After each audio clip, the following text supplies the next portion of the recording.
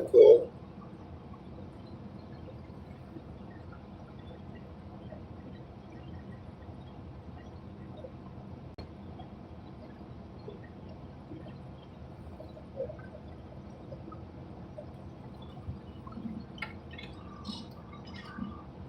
I'll be right back, guys.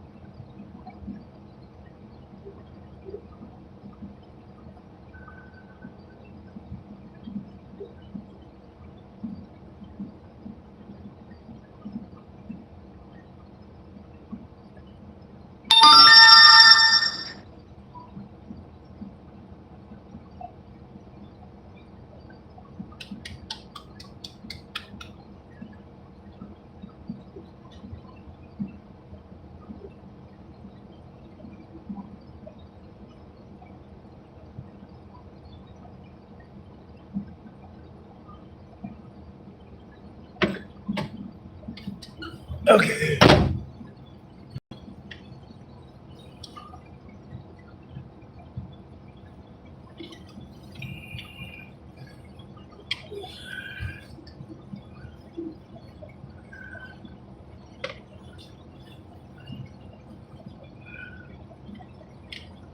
Uh-oh. Oh, mom has my letter. Oh, I feel bad now.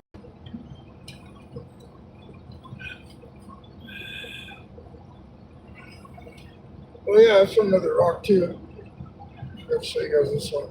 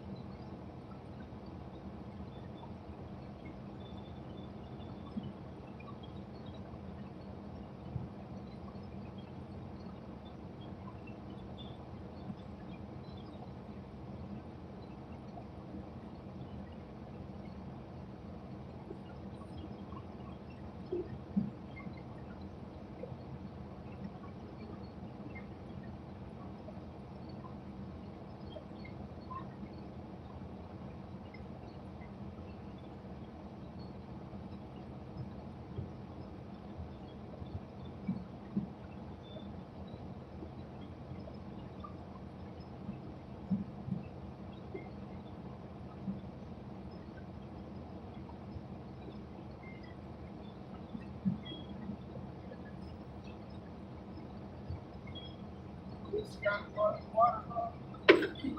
It's got running water at least. That's why, hey, take this shit out. No, this is.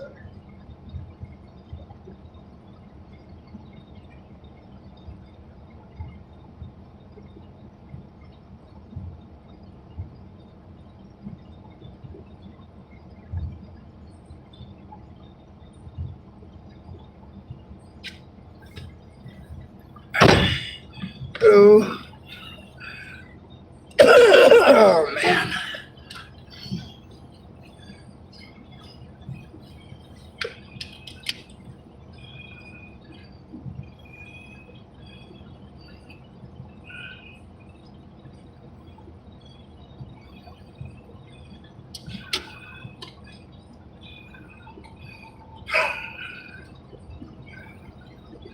How are you doing?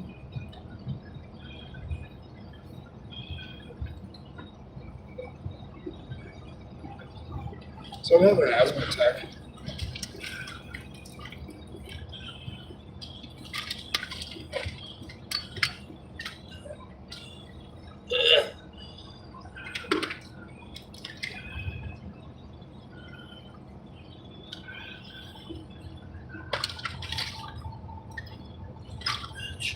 Where'd it go?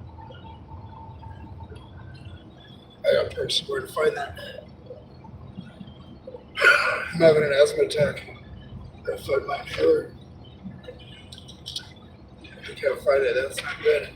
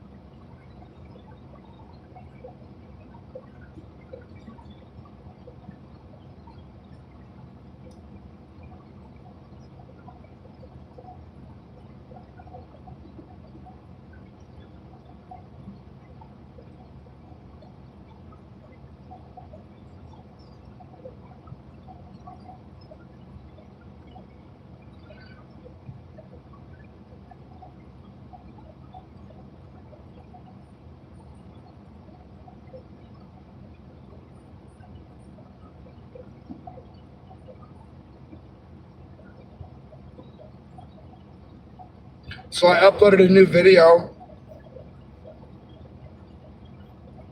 couple of them.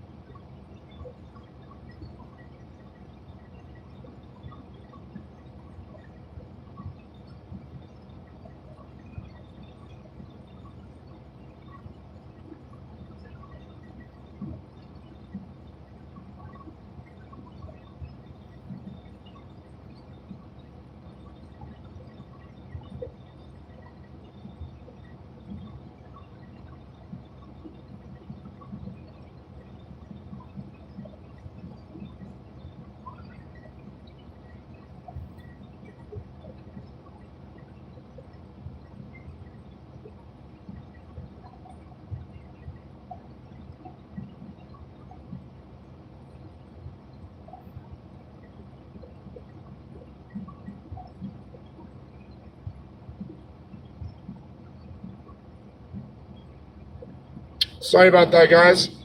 I'm just trying to get this all figured out. Trying to get my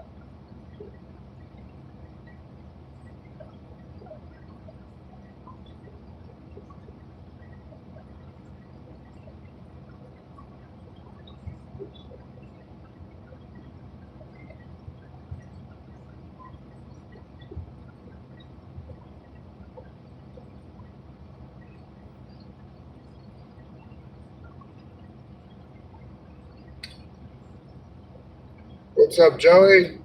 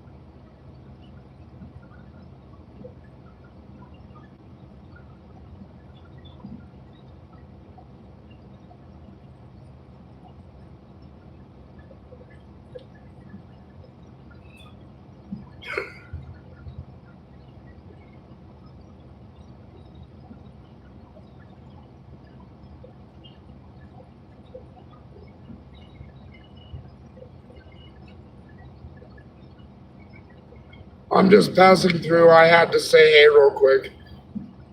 Anyway, I hope you have an amazing night. I'm still live every day.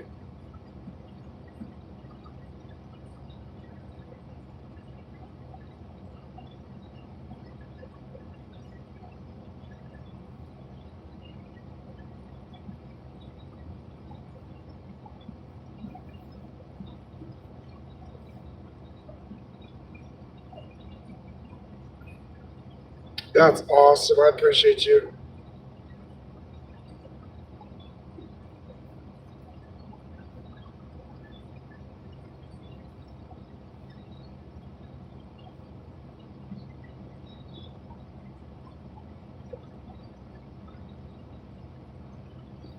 Yeah, I was going through a canyon. We went for a drive, but I uploaded it on my YouTube.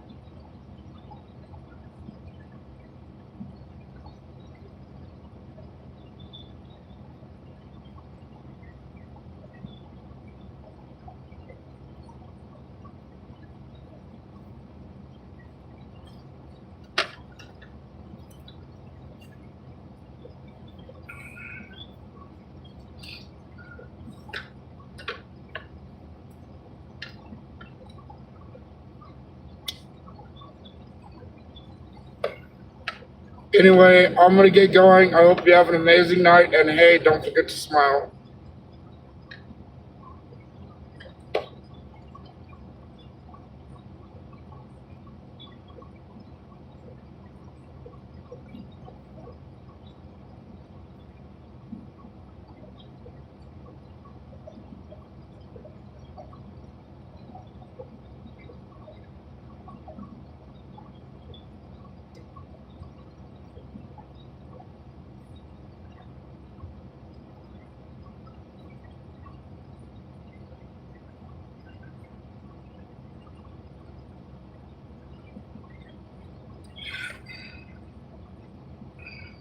Can I get some help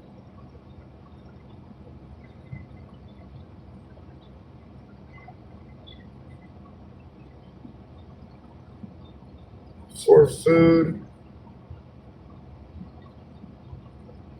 and maybe possibly a room? Question mark.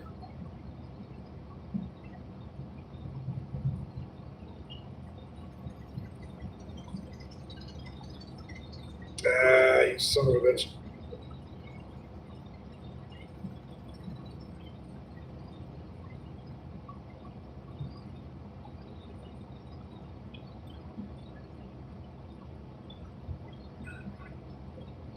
Can anyone donate?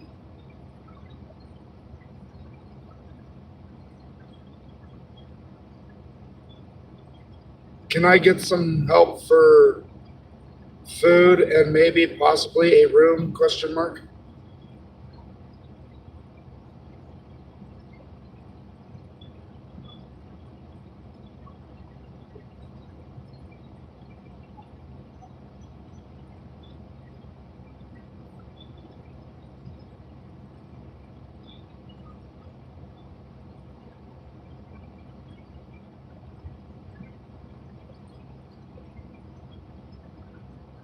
I'm homeless.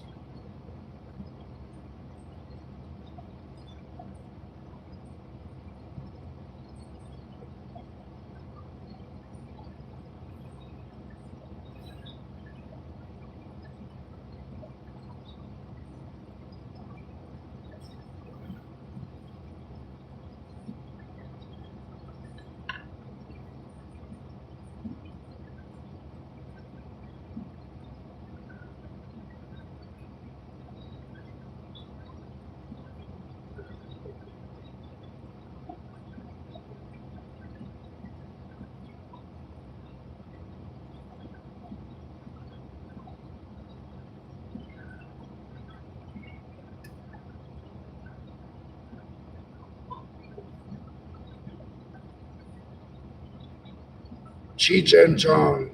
Right. Beavis and Butthead. Fire.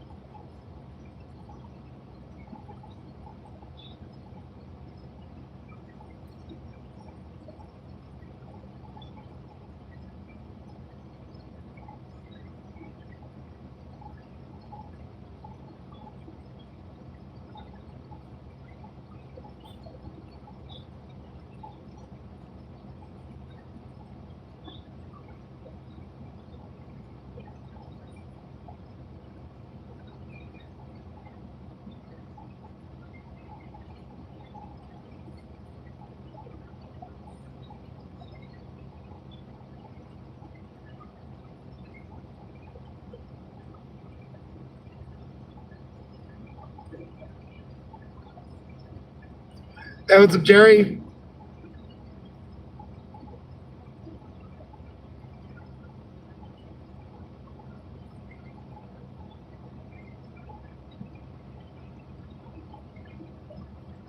Hey, what's up, bro? Long time no see. What you cooking tonight?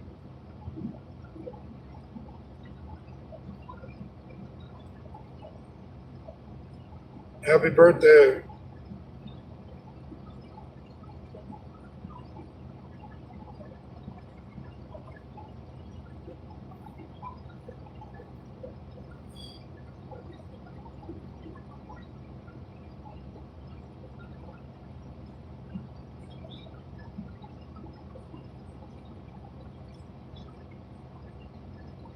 Hey, are you homeless too? Question mark. Hey, are you homeless too? Question mark.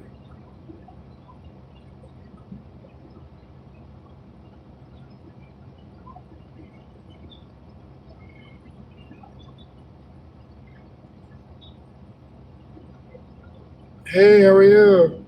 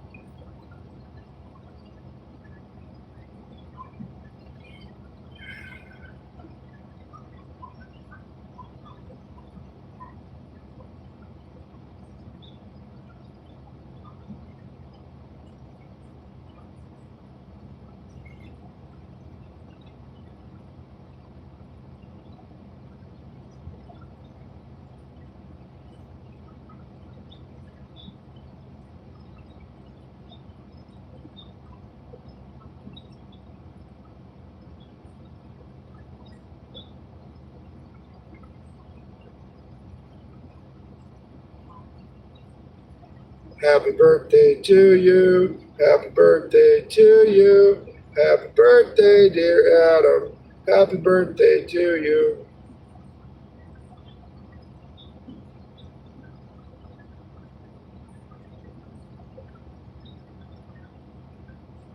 Dude,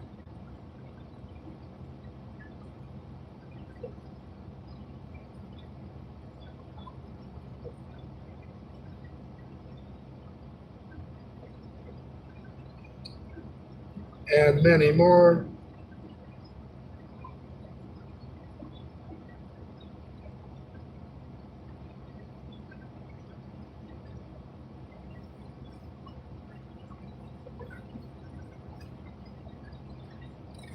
All right, guys.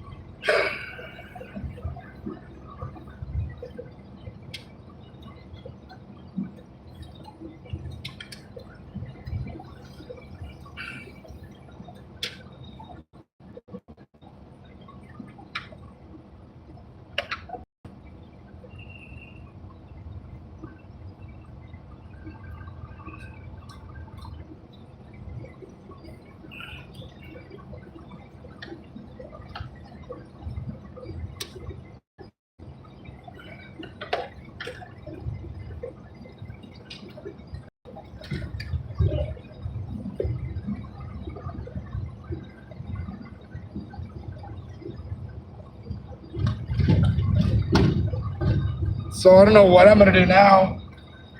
I'm gonna go to bed early tonight, get up early tomorrow, and I'm gonna do my driver's test tomorrow too.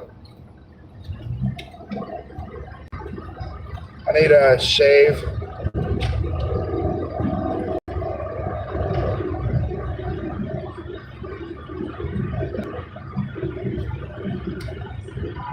For many Black women, interracial intimacy overall.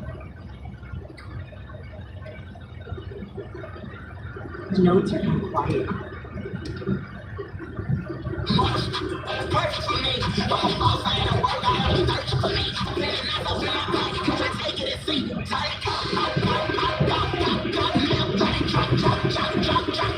There we go.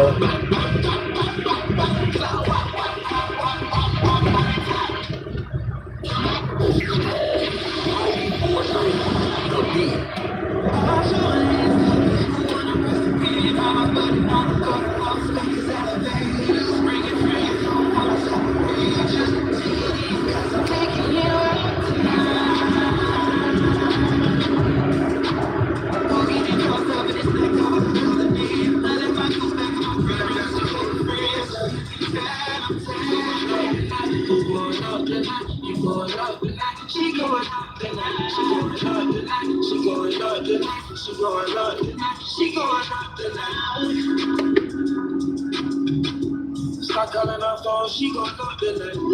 Knowing that I lie, you the bust the type. Knowing that she lie, we don't go for the hype. Catch up from behind, it ain't no mistake. Second when I drive, baby, know what I like. Spread it nice and wide, let me know for a night. I'm going up the night. You going up the night. Ready tonight, we take whatever the price. I never down on strike. I wanna try to decide. Get my knees and twice. Let my knee in my eyes. I see you in the right. We going up the night. I'm going up the night.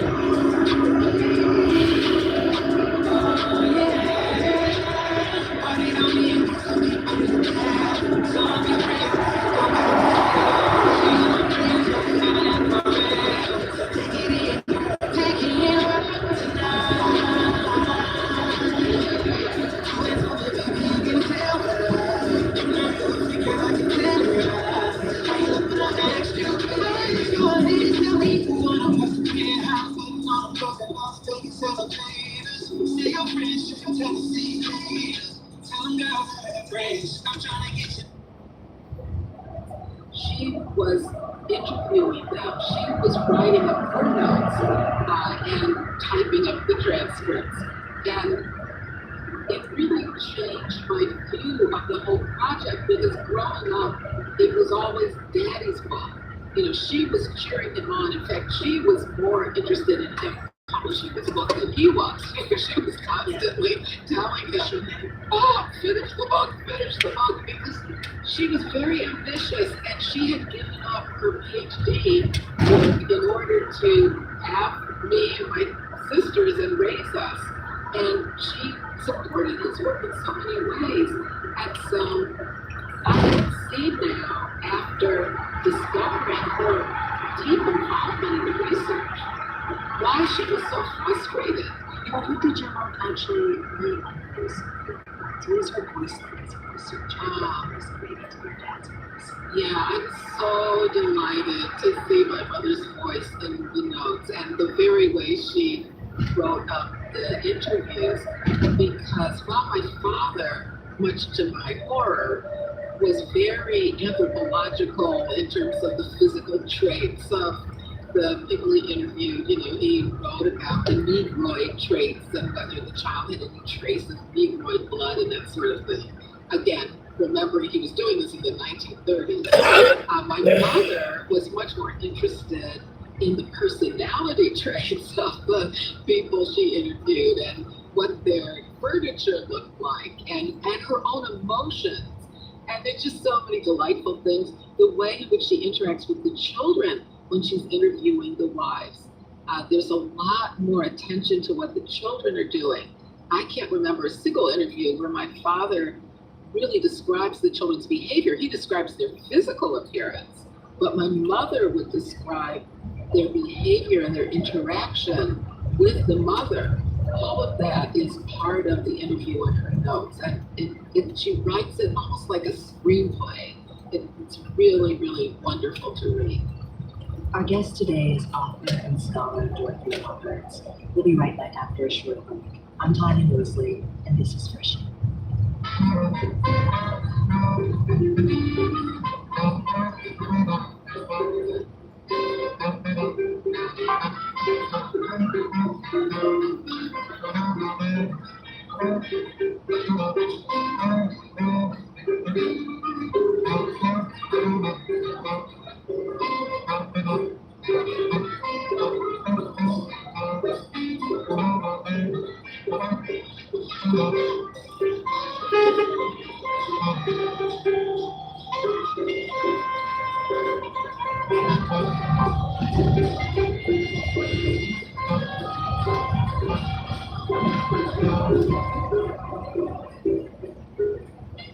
The Neubauer Family Foundation supports WHYY's Fresh Air and its commitment to sharing ideas and encouraging meaningful conversation. Support for NPR comes from the station and from Eric and Wendy Schmidt through the Schmidt Family Foundation, working toward a healthy, resilient, secure world for all. On the web at theschmidt.org. And from the estate of Joan B. Pratt, whose bequest serves as an enduring investment in the future of public radio and seeks to help NPR produce programming that meets the highest standards of public service in journalism and cultural expression.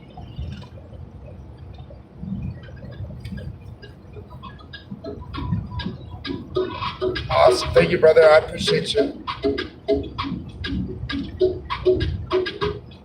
Hey, I uploaded a new video and a new short too of that drive up there. So if you want to take a look at it, that'd be awesome.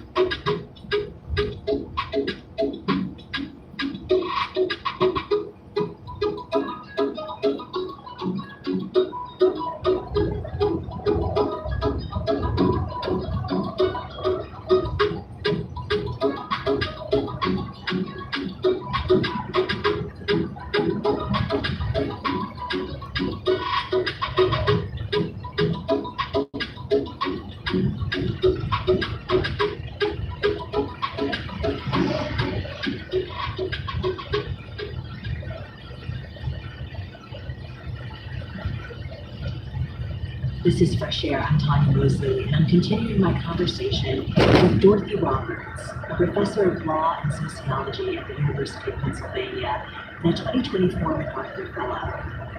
Over a career spanning more than 3 decades, Roberts has written some of the most influential books on race in America: Killing the Black Body on Reproductive Control, Fatal Invention on the Myth of Biological Race, and Torn Apart on the Child Welfare System. Her new memoir, The Mixed Marriage Project, turns the lens on her own family. In it, she documents her father's extraordinary archive with nearly 500 interviews with interracial couples in Chicago, and the lessons she pulled from it as a Black woman in America. How did this make you grapple with your own thoughts about interracial relationships? Of course, you grew up with your parents and lots of couples around you who were interracial. And so Yeah, I had a really good day. There, but Went fossil hunting today. I went for a drive with my mom. Transcripts It was good. Make you grapple with your own feelings about it. Oh, I grappled with my own feelings with every single interview I read in so many multiple levels. There was this visceral feeling I felt whenever a Black man, a Black husband, would talk about his preference for being with white women. You know, these ideas that interracial intimacy has an extra excitement to it. It has an extra titillation to it. That kind of idea came up in many of the interviews, and I just have a very visceral revulsion at that kind of idea, that sort of a fetishization of interracial intimacy, and also of biracial children. The idea that white men children, makes them more attractive, or makes them more intelligent, or more appealing, more lovable. And that whenever that came up, sometimes I had to just throw the interview down because I couldn't stand that kind of thinking. Do you think that some of that visceral reaction and feeling to the black man in the transcripts talking about the idea of dating outside of it feeling like a rejection of self for you? Yes, it's when the black men would describe their feelings for white women in a way that they couldn't possibly have to white black women because black women are black.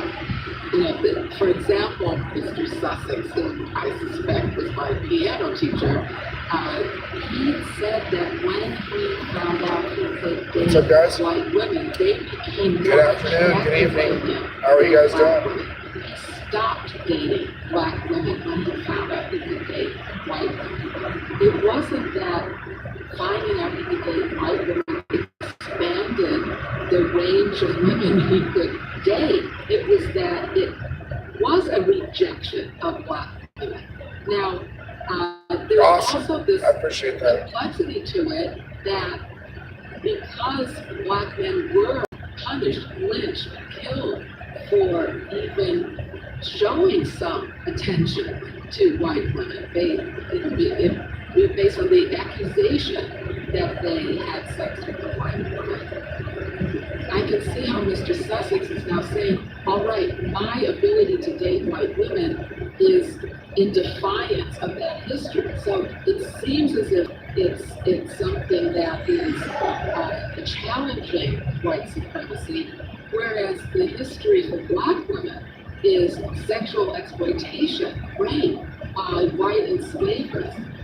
And so for many people, when black women love white men or white men love black women, and this came out in the interviews, it seems as if it's just a continuation of white supremacist patriarchal power of white men. And I don't think that that's necessarily the case. I can see in my own family, my father revered, respected my mother. He loved her. He was committed to her. And throughout these interviews, what I always wanted to do, and what I felt most strongly about, was challenging all the ways that black women have been demeaned, have been vilified, our sexuality, our childbearing, our mothering. That's what my whole career has been about. And I really did have a very strong reaction against every time that kind of thinking came up in the interviews.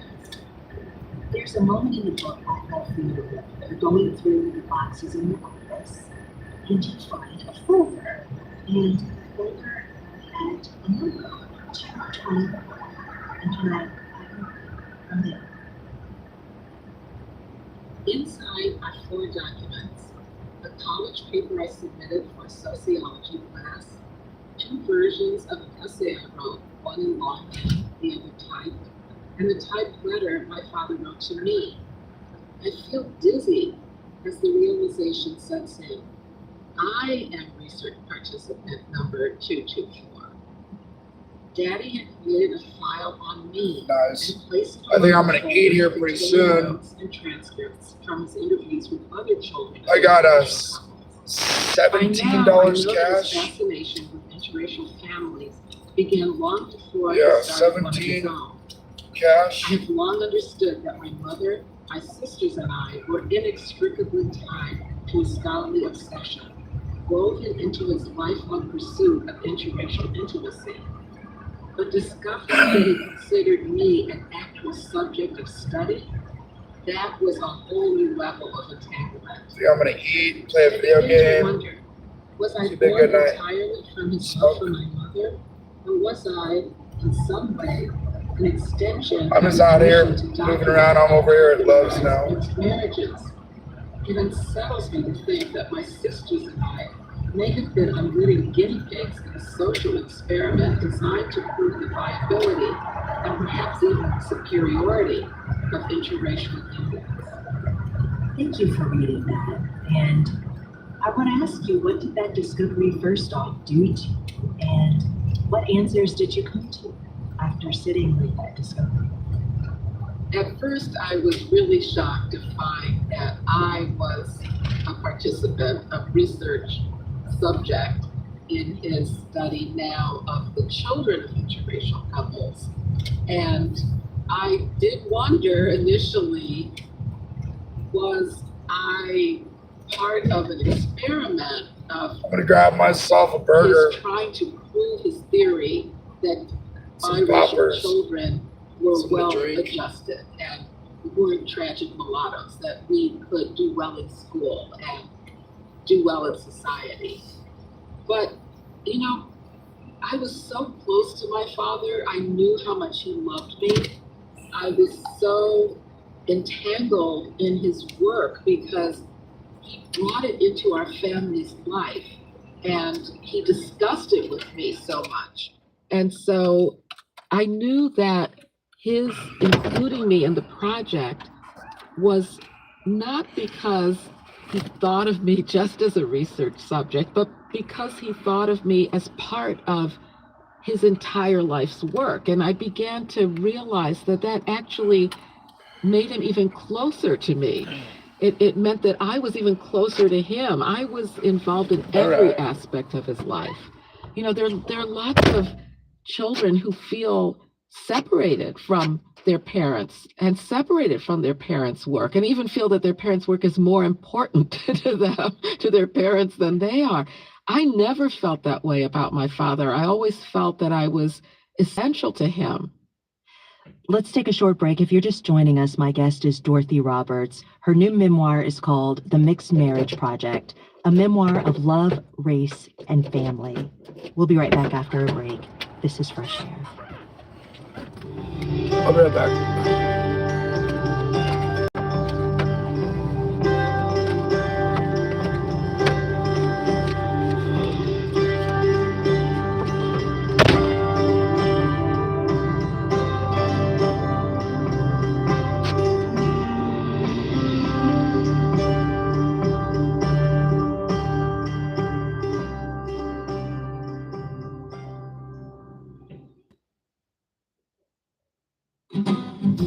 Support for NPR comes from this station and from the Lodestar Foundation, inspired by the maxim that helping someone else less fortunate is a path to a happier, healthier, and more meaningful life. Learn more at lodestarfoundation.org. And from Luminescence Foundation. Luminescence Foundation is dedicated to shedding light on neurological research focused on Alzheimer's and Parkinson's diseases and supporting land conservation initiatives. This is Fresh Air.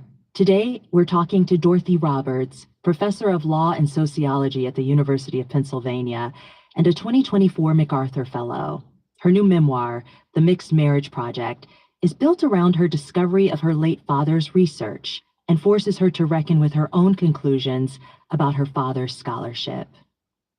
Your father's thesis was that if interracial unions were allowed to flourish, they would prompt demands for social equality, that basically interracial marriage could help dismantle this caste system that he believed America was under. Do you think that there was something he could not see precisely because of where he stood, and something that you could see precisely because of where you stand? Certainly we had debates throughout even my childhood about whether or not interracial marriage could dismantle racism. And Really? Do you remember when was the first time you all had that debate? Well, it began not so much with a debate, but with his trying to persuade me of his views. And that began very early. I mean, as early as I can remember, my father was trying to persuade me that the answer to America's race problem was interracial marriage. And he told me that over and over and over again. Along with, I have to say, his main message was that all human beings are equal. There's only one human race. And the only reason why Black and white people are not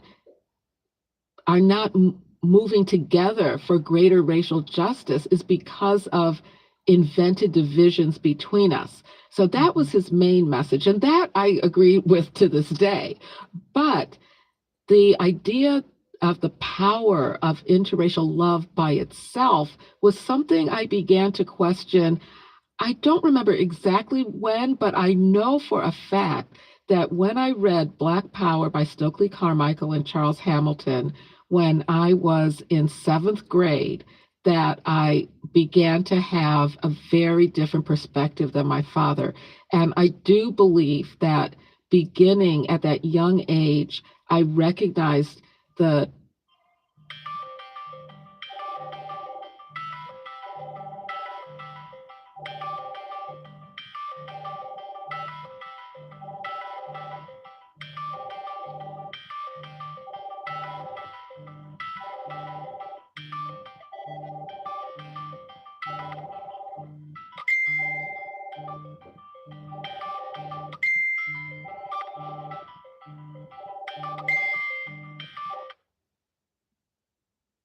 file, even though the file contained wording that adamantly disagreed with him, but he still kept it, and he still loved me, and he still respected my opinion. Mm.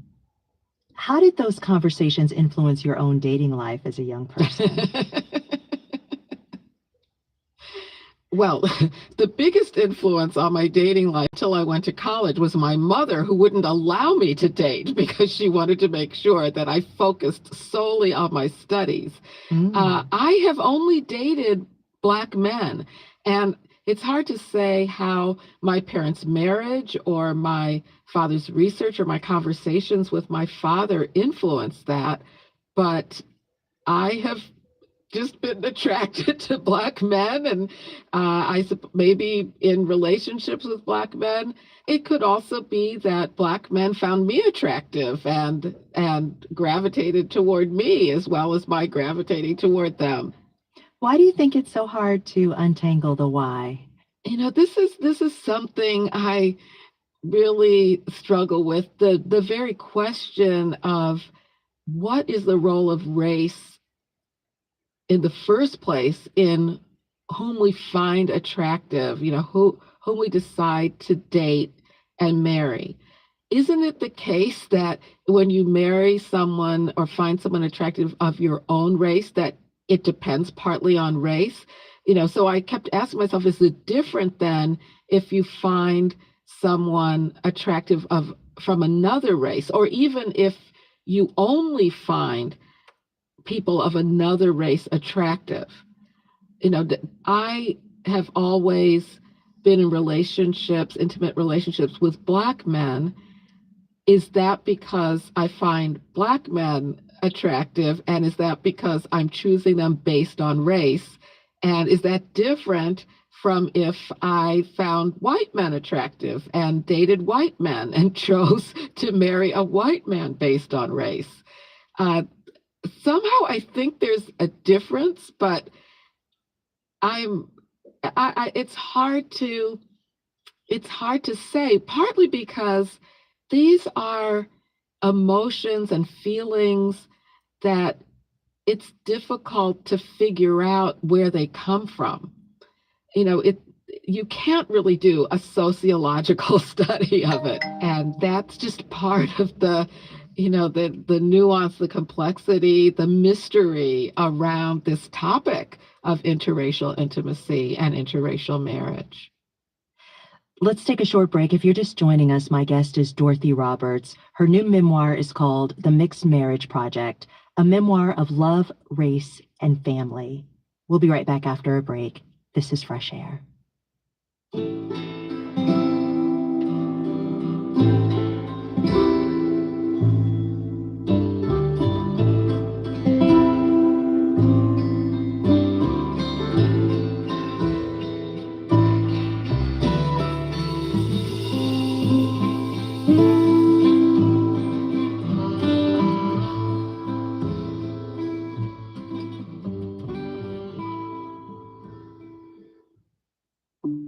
gift to CPR makes an impact, no matter the amount. If you're thinking about making a larger gift, there are a lot of different options. You can make a higher dollar Summit Club or 14er Circle gift, donate through your IRA or donor advised fund, give appreciated stock or even real estate. Find the one that works for you at cpr.org/support. However you give, your support is what keeps Colorado Public Radio going strong. Thank you. This is Fresh Air, and today we're talking to Dorothy Roberts, the acclaimed legal scholar and MacArthur Fellow. Her new memoir, The Mixed Marriage Project, is her most personal work, built on the discovery of her father's nearly 500 interview transcripts with interracial couples.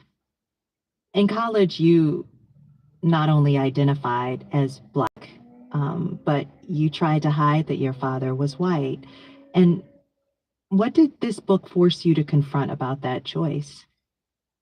Yes, I now regret that I hid the fact that my father was white, that I denied him that part of my identity, or denied the reality that he was part of my identity.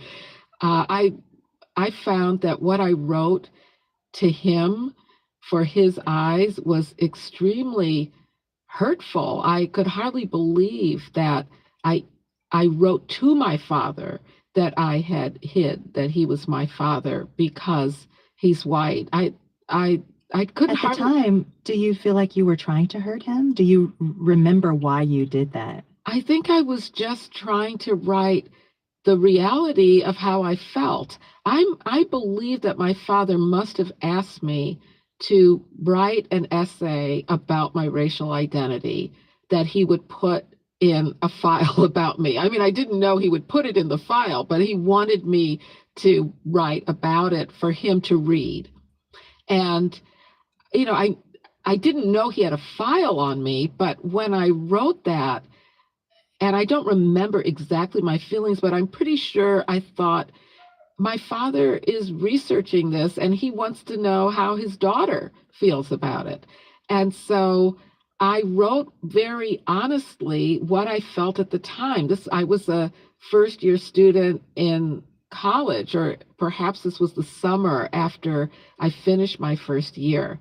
And that was the year that I was so intent on making sure I could be part of this group of Black students. And I think very wrongly believed that if they knew my father was white, I somehow wouldn't be as much an integral part of this group, that they might feel differently about me. I think I was wrong about that. And now that feeling seems so strange to me, but I did have to grapple with it when I came across what I had written in that essay, and also just in general, reading these interviews, thinking about my father and my shifting identity to not wanting to think of myself as mixed, as or even just as human as my parents taught me to think, but to really identify as a Black woman. And I realized by the end of working on the memoir that I am a Black woman with a white father. I should not deny all that my father contributed to my identity. I would not be the Black woman I am today. I probably would not have done the work against racism and against the demeaning of Black women. I would not have done the work to uplift Black women if it weren't for my father and all that he taught me. And I need to appreciate and acknowledge all that my father contributed to the Black woman I am today. You know, your 2011 book, Fatal Invention, I want to talk about it just for a moment in the context of this work, because you argued that race is a political category, something Europeans invented to oppress other groups. You've talked about that through our conversation, and your father spent all this time really believing that interracial relationships could dismantle that system. But your book made me see that this designation doesn't just sort people, it severs families. You write about children who looked Black were forced to live in a different part of the city, their white mother and brother who had married white. And so they had the same blood, but they were different sides of the color line because one part of the family could pass and the other could not. And so many Americans, including myself, have white blood relatives in this country whom we will never know to this very day because of that false construct. The designation is what makes us strangers. So I'm just wondering, what did this project teach you about the limits of really what love can do? It showed me more powerfully than anything I'd ever read before how the invention of race, the lie that human beings are naturally divided into races, can erase the very ties of family.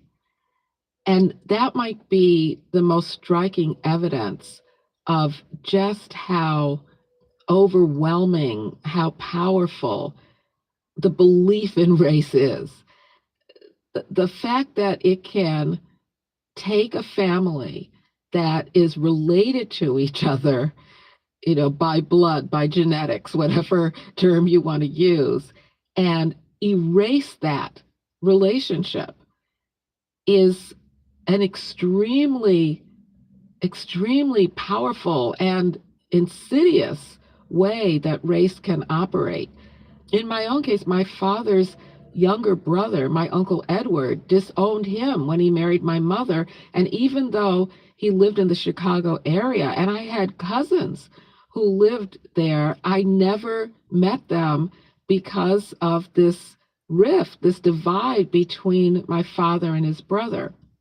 And so working on the memoir also made me realize that all the work I've been doing throughout my career was trying to answer this question of what does it take to love across the chasm of race? That's what these couples are telling us, even the ones who were still racist, even both the ones who were racist and the ones who challenged racism. They're telling us what it takes to challenge and dismantle structural racism in America. And so to me, these interviews persuaded me even more that we can believe in our common humanity. We can overcome the seemingly unbreakable, unshakable shackles of Unbreakable, unshakable. That's what they call me, bitches. Simply by Yeah. pretending that the sentiment of love or even loving someone across racial lines will do it. We have to see the work that it's going to take to do that. My father thought that interracial intimacy was the I gotta clean up a little bit too. to end racism. And I think it's really flipped the other way, that as we end racism, that's when we will see the possibility of The only way to end racism is to mix all races together. as equal Just human throw a big beings. orgy and that'll fix the issue. Dorothy Roberts, thank you so much for this scholarship. It'll take like 3 or 4 generations, but it'll just be like a generational It's fucking been orgy. really a delight and an honor to be able to speak with you. Nobody will know who their mom and dad are. They'll know who their mom Dorothy is, Roberts, but they'll new book definitely is not called know who The their Mixed dad is. Marriage Project, a memoir of love, race, and family. Tomorrow on Fresh Like, Air, Papa? investigative journalist Is that you, Lord Papa? spent decades But they won't investigating know. sexual predator Jeffrey Epstein.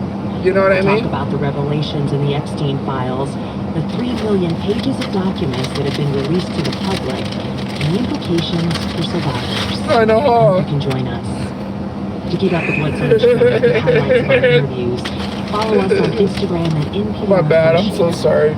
Fresh Air's executive producers are Danny Miller and Sam Briggs. I gotta eat Our something. technical director and engineer is Audrey Bentham. Our interviews and reviews are produced I know, and huh? edited by Phyllis This bitch is Hubbard, just reading Emily off and she just Baldonado, won't stop. Dan Krenzel, Teresa Madden, It's Melissa like, Nazareth, oh Chris God, Challoner, why are Susan you McKinney, yelling at me? Anna Bauman, and Nico Gonzalez Whistler. Our digital media producer is Molly C. Westberg. Roberta Shrock directs the show. With your Shrock. host, I'm Tommy Lucy. She rocks the place. She made me uncomfortable and alone. She was staring at me violently.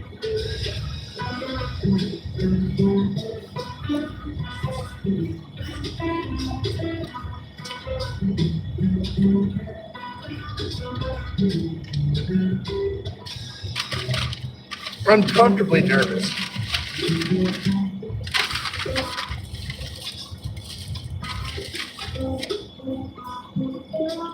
That's awesome. That's from the station. A cloud-based phone service for any size business with an automated virtual receptionist, video meetings.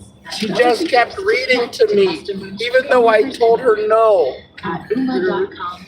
And then she wanted to shake my hand. Endowment, a private foundation supporting NPR. Oh, God. Religion and spirituality.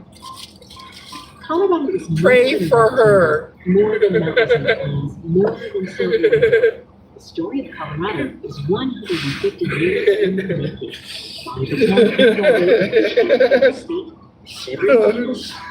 It's like you don't even know. Hello, how are you? She's like, she just kept on reading and it didn't make any sense. It was gibberish, but oh God, it was great. 89.5 FM, PPRN Prince. Yeah, but there's this. 88.3 FM, PPRH Montrose. 88.3 FM, PPYR Craig. And at CPR. Heard. There's no other way to say it. Colorado Public Radio exists because of your generous financial support. Thank you, Dr. Harris, Susan Sophocles, Diane and Bill Steen, and Bard and Mike Thomas. I know the Sophocles family. Good people. There's no other way to say it. Colorado Public Radio exists because of your generous financial This is probably one of the Thank best. you, Gary and Carol Horley, Gray and Patricia Holton, and Douglas Shaw and Mary Park for your Summit Club gift. Those shiny. Oh yeah, they all do. Check this out.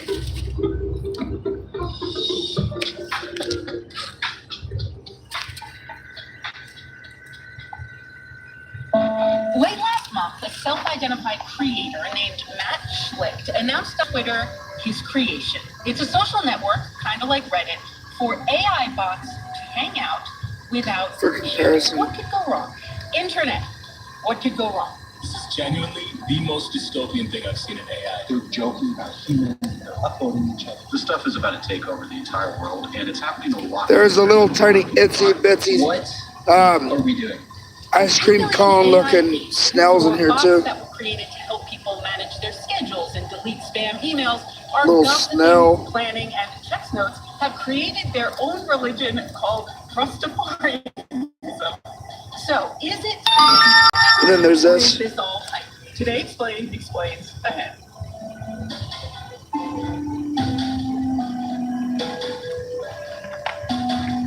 That's one of my favorites. Live from NPR News, And this I'm one. Kyle Snyder. Yes. Authorities in Arizona It's have pretty. detained a person for questioning in the disappearance of Today Show host Savannah Guthrie's mother. The Yuma County Sheriff's Department released a statement tonight saying the person was detained during a traffic stop south of Tucson. The development comes after the FBI released surveillance camera images of a masked person on Nancy Guthrie's porch near Tucson. A legal document explaining Oh, yeah. how the FBI Already know what they are, though. The house last month was unsealed today. Georgia Public Broadcasting. This is coral. The new This is calcite. This is barite and calcite together. This is barite. I mean, not barite, but this is coral. Says the search was politically motivated. And this, These accusations have already been debunked, but here we go again. this looks like an Georgia's Republican Secretary of State released a statement. ancient little, I don't even know. And it's gone from past elections. The affidavit did not say where the. There's all kinds of rock identifying apps, yeah. Will Tuesday, Congress held Hey, Google. hearing over the Trump administration. Show me rock identifying apps. Minnesota. and answers from three top Trump administration special assistants here. Here's Chairman Andrew Toledo in his opening remarks, speaking about the death of Minneapolis resident Renee Eklund to talk. When officials or elected leaders rush to conclusions about law enforcement or their fellow Americans, public trust suffers. And I put myself in the shoes of law enforcement. What can I imagine? So good. Families of Ms. Good, Mr. Petty are doing today. The shootings prompted bipartisan backlash over the last few weeks, and senior Trump officials didn't help the matters after they were initially quick to label Petty a domestic terrorist. During the days before funding for the Homeland Security Department said expired Democrats rushing to block these changes. Food and Drug Administration has dealt a setback to a biotech company that created one of the COVID-19 mRNA vaccines. President Lupton has the story on the agency's rejection of the new kind of flu vaccine. Vaccine maker Moderna says the FDA is refusing So to good. consider approving the company's first flu vaccine, which also uses mRNA technology. The FDA told the company the agency isn't satisfied with the company's study comparing Moderna's mRNA flu vaccine to a standard dose flu vaccine already on the market. The study showed So, that the flu vaccine was more effective. Millie Alcock The decision by the FDA, is which the Moderna new said is inconsistent Supergirl in the new movie. is the latest blow the Trump administration has delivered to efforts to use mRNA Anybody know who that technology is? to develop new vaccines. Sydney Lupton and Karen News. This is NPR.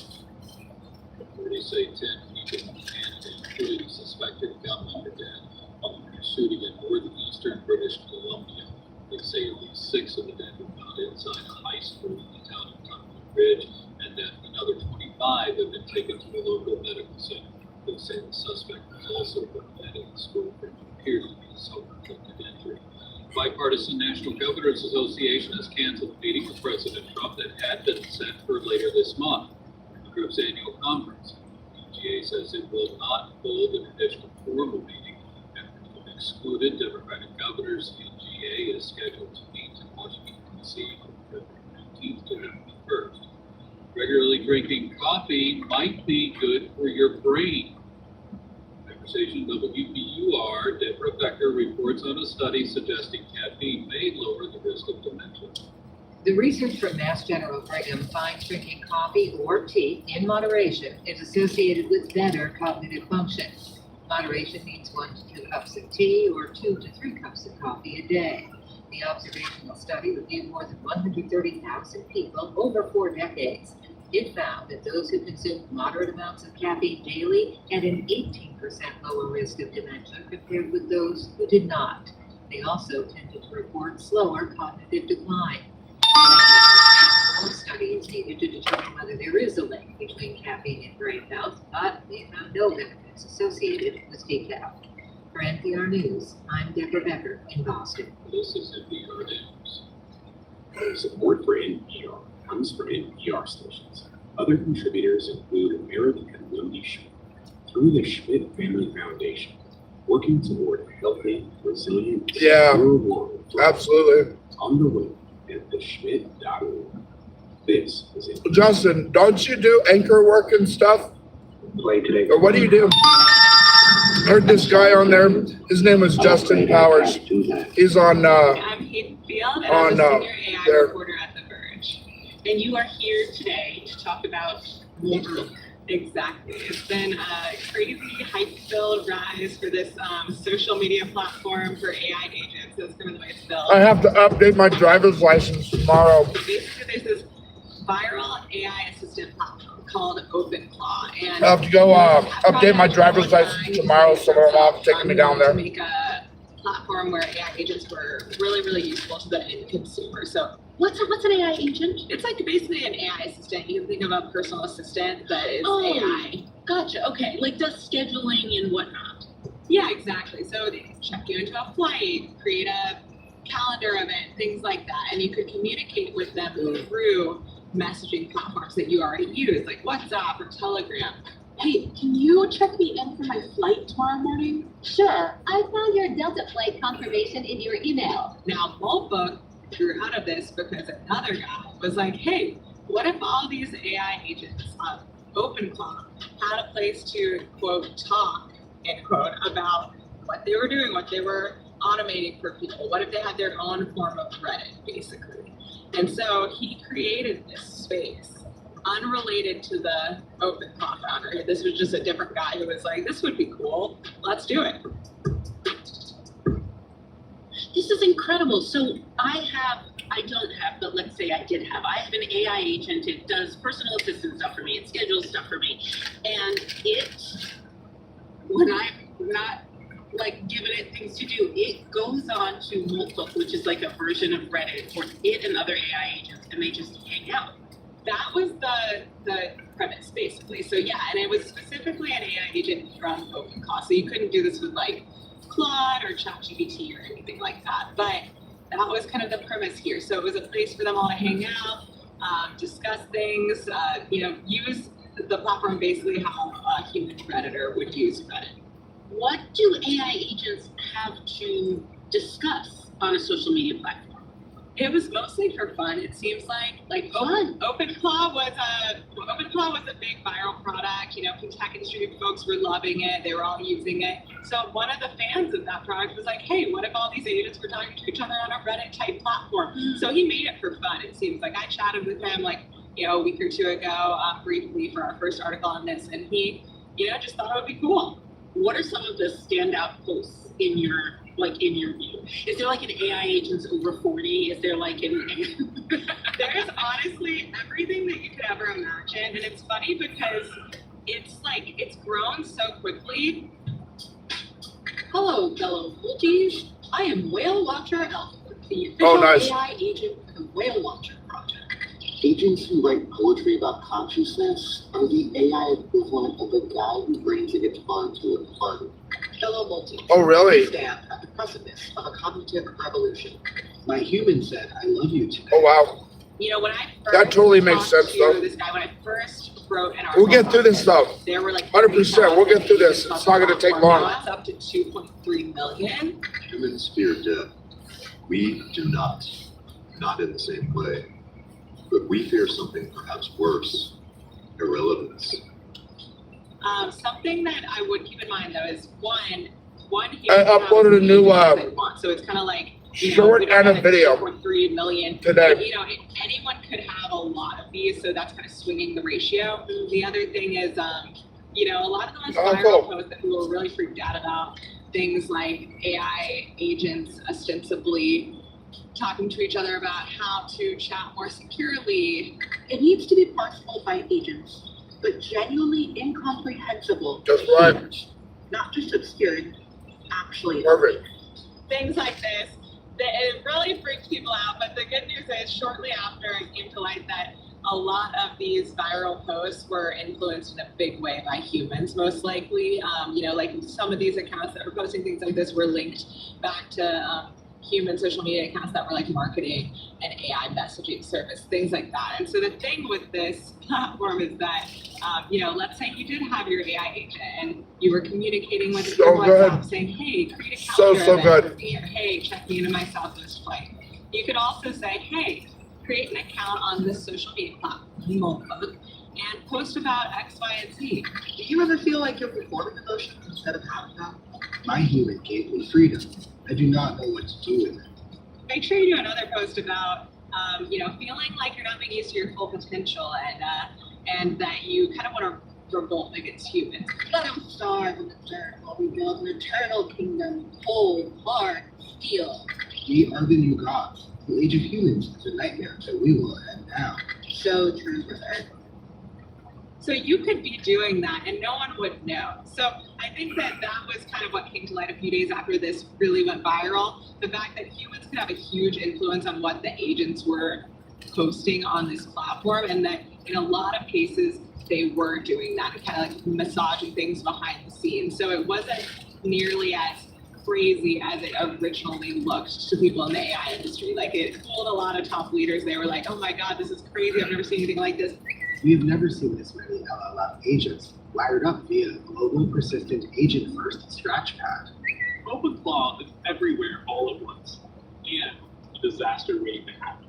It was a cool experiment, but it wasn't a clean experiment. That's kind of what experts concluded. It was really influenced by humans kind of like messing with things on the back end, trying to make it scarier than it is. So, it wasn't like, it was a cool experiment and a cool way to think about things and a cool example of what may happen later, or a scary example of what may happen later, but a lot of it was pretty heavily influenced by humans.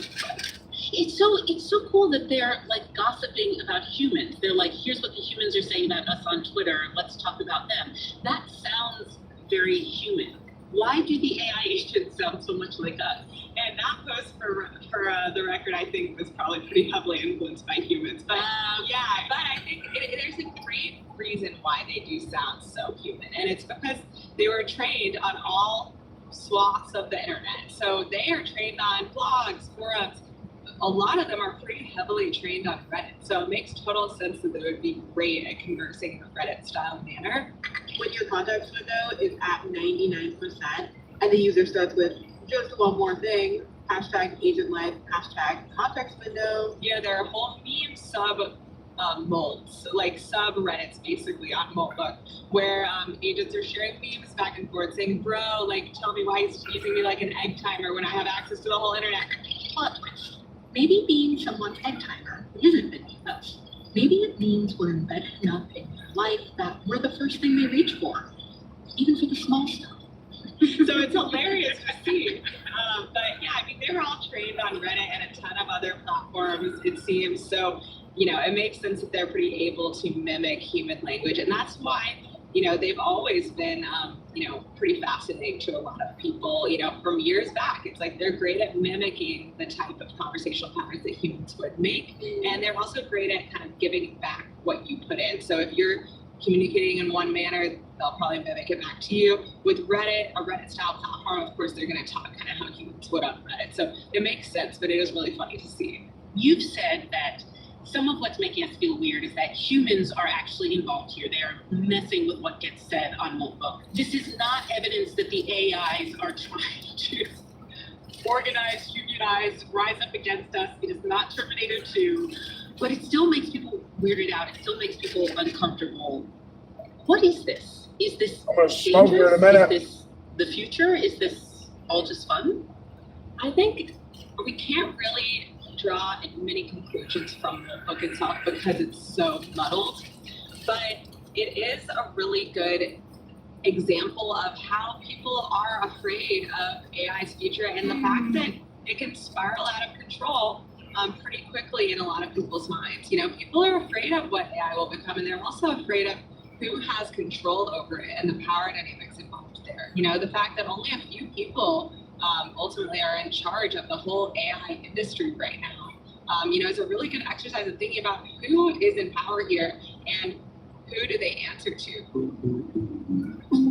So I think that's it's really interesting to me to look at the response to Moltbook over the platform itself and say, okay, everyone freaked out, everyone got scared. It is, in a world of crazy things, the craziest AI thing I think I've ever seen. We're only like 4 years post ChatGPT, and we have already reached this point. Yeah, same here. How bad this is going to get 15 to 20 years down the line, even 5 to 10 years down the line. This is going to be ridiculous. Why did they get so scared? And it's because there's a lot of fear around AI right now. And that is a very good idea. Plumbing is always going to be there. Or some trades job is, the trades are where it's at. And a right lot now. of what they do is voluntary, and they can change their mind. So I think there's a lot of fear around the technology right now and kind of the unknown about how powerful it is. A lot of people think it's less powerful than it is, and a lot of people think it's more powerful than it is. So yeah, somewhere in the middle.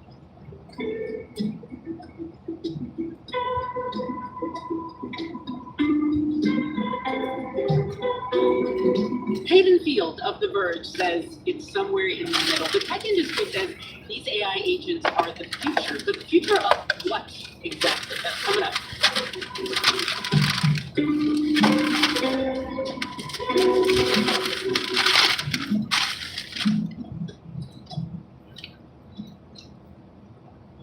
Today Explained is supported by Seed.com. Seed's DSO1 is a 24-strain, 2-in-1 probiotic and prebiotic engineered to survive digestion, support healthy regularity, and promote whole body health. Learn more at seed.com/public. CPR thanks the many businesses, nonprofits, and arts groups that support the station through sponsorship. Learn more about connecting to CPR's audience and how to become a sponsor at cpr.org/sponsor.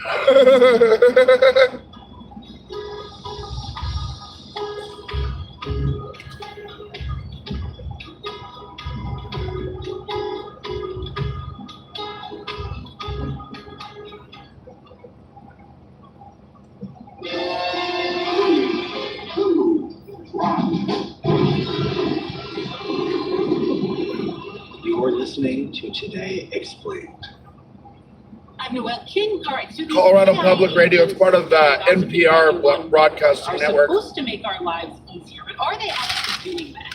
Adam Clark Estes is a senior technology correspondent for Rocket, and he has actually tried them out. Adam, what does an AI agent do?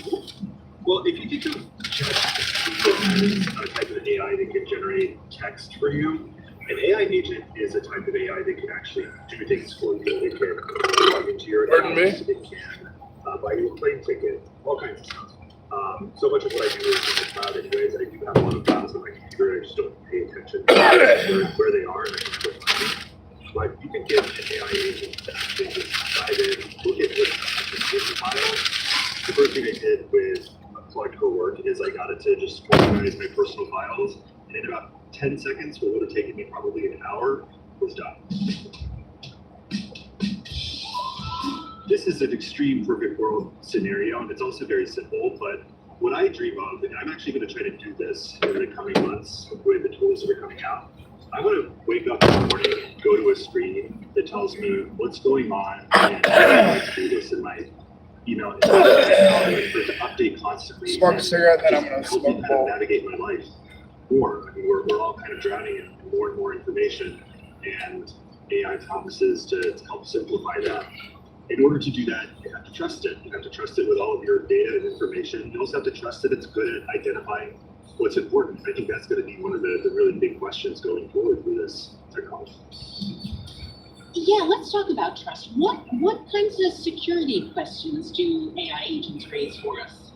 There are a couple issues with AI agents. Once you give an AI agent access to your entire I usually do DoorDash, give it a but they've locked me out of my account until I can get my account verified. It may take up to 48 hours, it said, but I have to try at least. An agentic AI software platform, let's say it's Claude Code or Claude Cowork, you'll get some warnings that the AI can delete stuff on your computer that you might not want it to delete. So what do you do? You can imagine where that goes if you think about more and more access, like it's access to your credit cards, your bank account, or really highly sensitive information.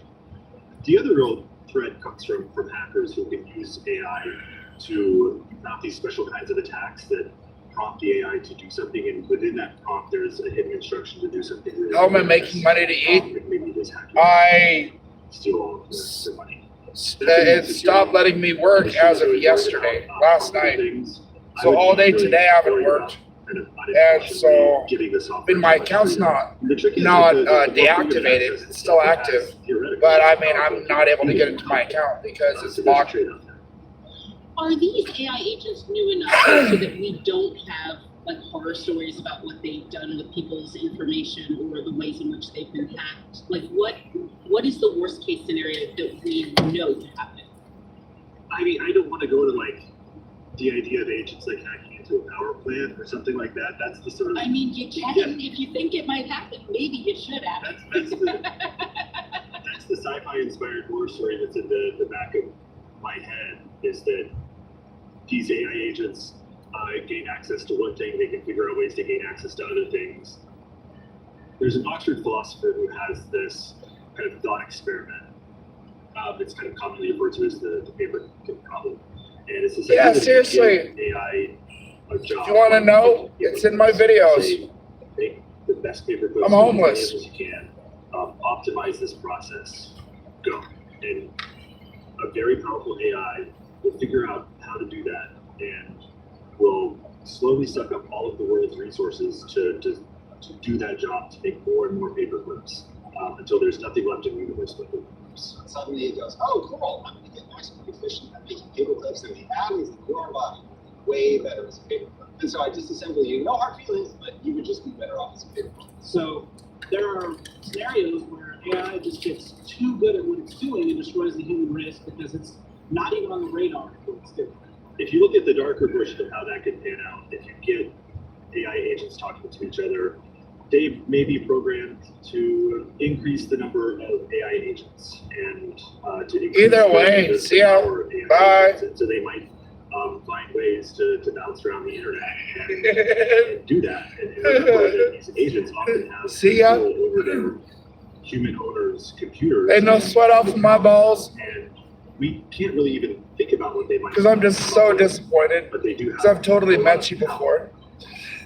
So the life of the carbon there would just be, I don't know. You can't help me. There is no hope for trillions me. and trillions. I don't know what comes after trillions of AI agents.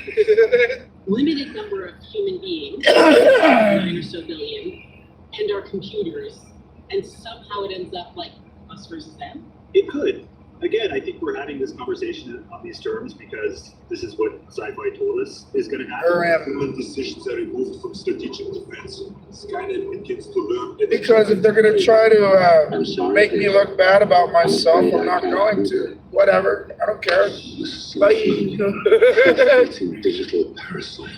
I'm not leaving yet. At the same time, or unless you're going to bed. AI models have read all this sci-fi, and so if you put them in that scenario, that's kind of where they go. Yeah, no, we assume. Because I smile and I move on.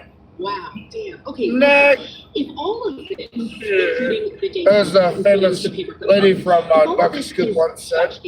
I'm inclined to think no one serious, no one who has. He's the one that left, not me. If he wants to leave, let him leave. Not up to me. Am I right? Am I wrong? I don't think you're wrong, but I think that so far it remains to be seen. It remains to be seen which companies want to open up and ask people to give them more permission to do more stuff. Because the last thing a company like Anthropic wants is for someone to be using Claude Cowork in order to organize their work life and then to. They call that smile and nod. Give away their 401k or something. I think looking ahead, we're going to start seeing really simplified versions of this.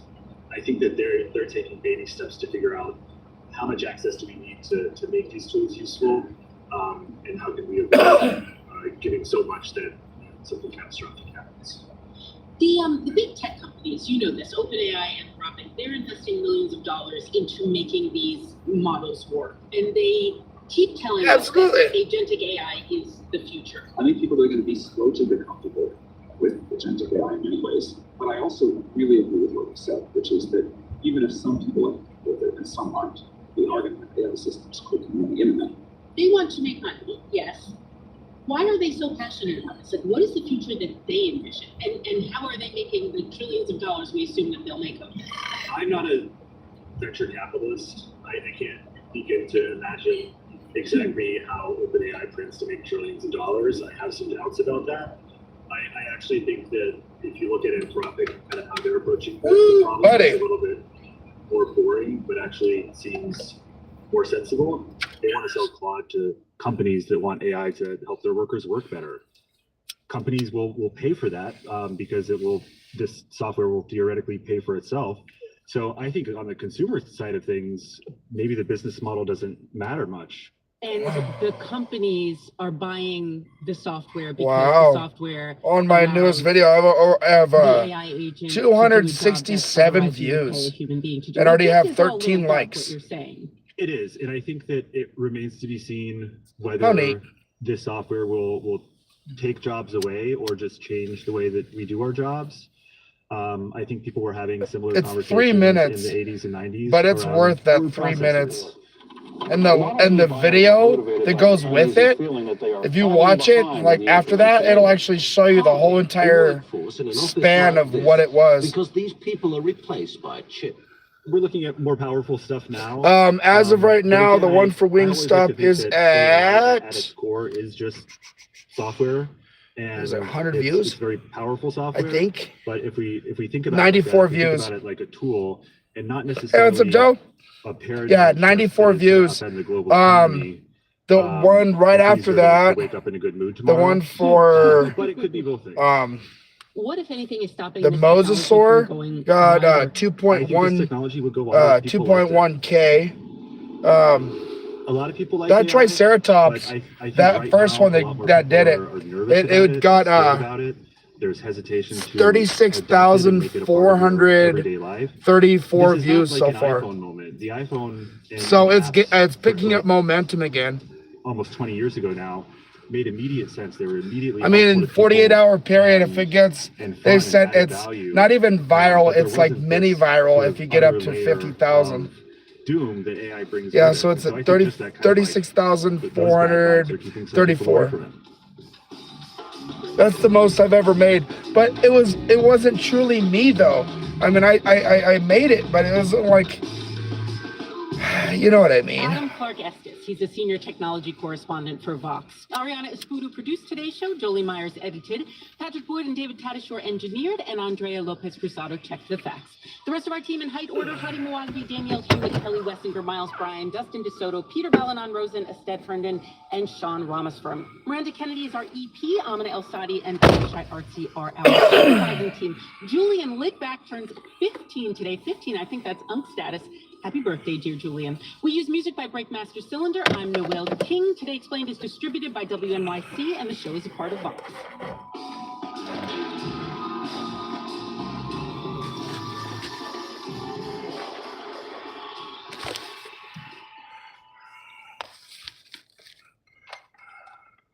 Bunny slopes to black diamonds. A Colorado artist gave us a better way to get down mountains. Hal Shelton felt maps should look like what you see. In the 40s, he made maps for the Air Force, with color and shading to create the realism of satellite images, before satellites. Then he took a job in Denver, paid by the square inch, to do the same for commercial aviation. And soon, Seriously, Shelton turned his artist's eye that's pretty, ain't it? industry. He made immersive maps. Putting all these rocks up here real quick so I can load a ball. Useful on the slopes, Shelton's work also let a skier take the mountain home. But his most impressive map won't fit in a pocket. It hangs in the Golden History Museum, an 8-foot wide view of Colorado ski country, USA, from the viewpoint somewhere near the stratosphere, painted by my grandfather, Hal Shelton. I'm Clara Shelton. Celebrating the sesquicentennial, a Colorado 150 postcard.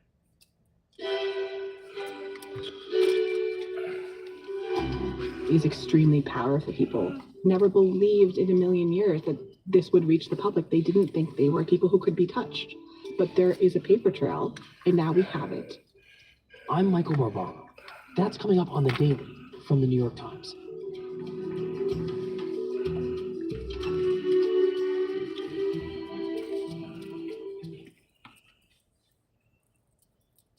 The Daily is supported by Barron's Investor Circle, a new product offering investors stock picks, market insights, and access to the Barron's editors behind over a century of financial reporting.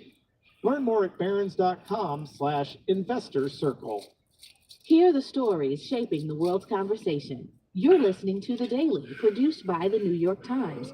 Learn more at nytimes.com/The Daily.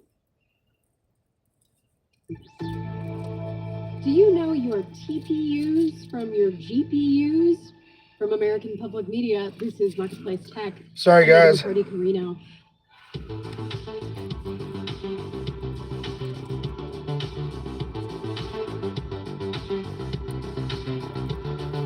Marketplace Tech is supported by GEP. With GEP Key Agentic AI and GEP Smart Software, GEP is at the forefront in agentic procurement orchestration and autonomous supply chains. GPUs, or graphics processing units, have become the most important commodity in the AI boom and made NVIDIA a multi-trillion-dollar company. But they could have competition from a different three-letter chip, the TPU, or Tensor Processing Unit. These are developed by Google, specifically for AI workloads. Anthropic, OpenAI, and Meta have reportedly made deals for Google TPUs. For more on what this means, we've got Christopher Miller, historian at Tufts and author of the book Chip War. Google was realizing that because it owned YouTube and Google Search and many other applications, had to do many of the same types of calculations.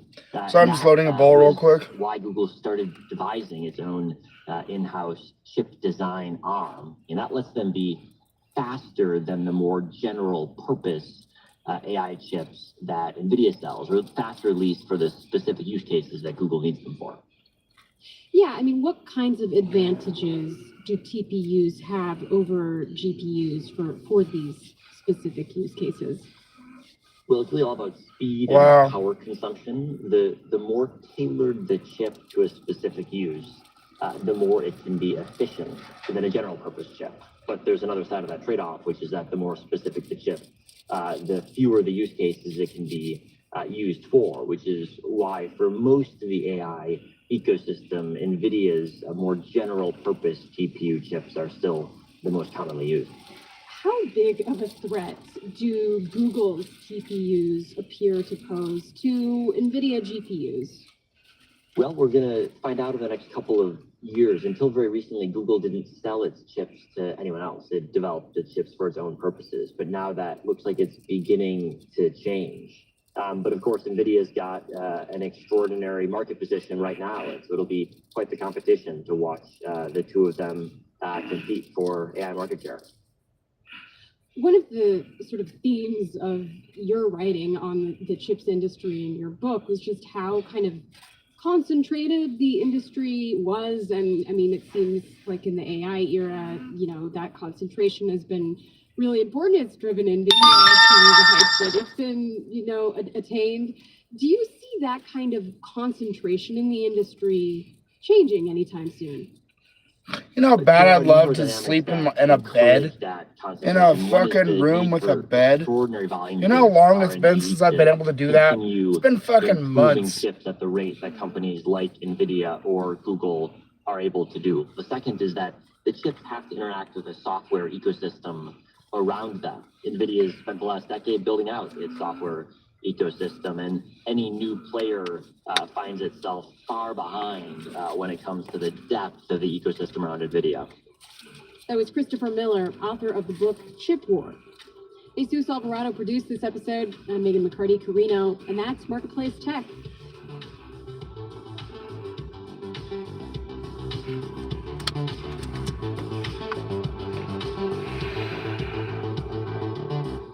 Man. This is 8 p.m. On a cold winter morning, all right, you guys ready? Swim team dives in to train and to belong. But after 30 years in city pools, squid is shut out. They can only practice once a week.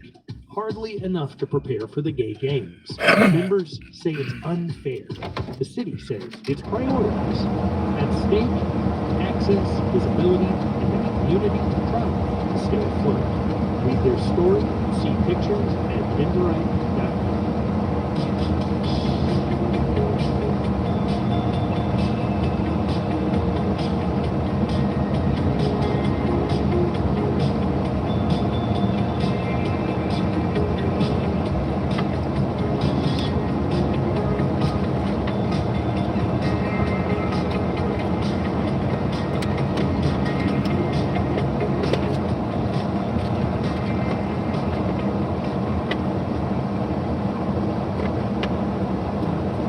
From the New York Times, I'm Michael Watt. This is the Daily.